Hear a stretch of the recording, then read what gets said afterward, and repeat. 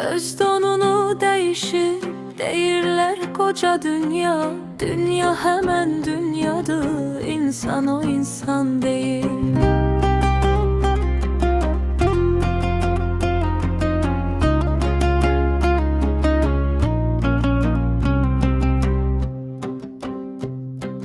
Neçə xəstə sağalmadı, düşdü getdi torpağa. Çünkü həkim o həkimdir, dərman o dərman deyil.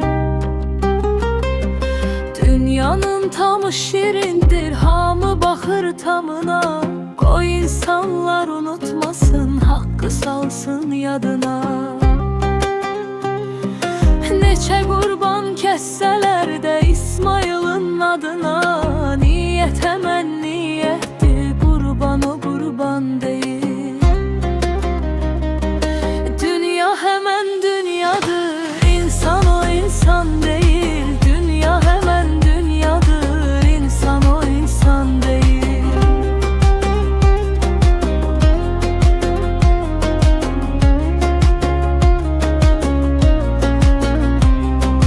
Neçə nəfər səyyad olub özlərini yordular. Tor qurdular, bir ceyranın bərəsində durdular.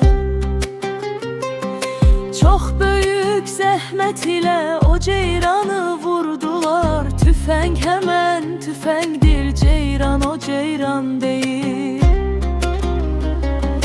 Dünya həmən dünyadır, insan o insan deyil. Dünya həmən dünyadır, insan o insan deyil.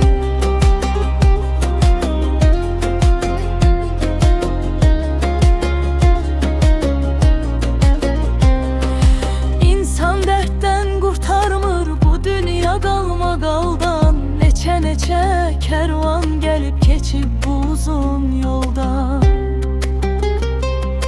Bu qoca yol həmən yoldur,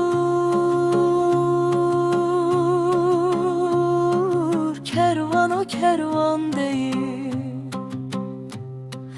Dünya həmən dünyadır, insan o insan deyil. Dünya həmən dünyadır, insan o insan deyil.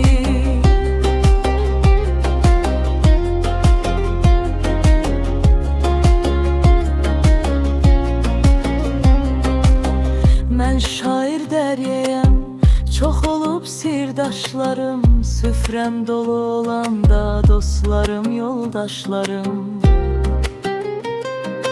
İndi tökülüb dişlərim, ağarıbdır saçlarım. Ürək həmən ürəkdir, dövran o dövran deyil.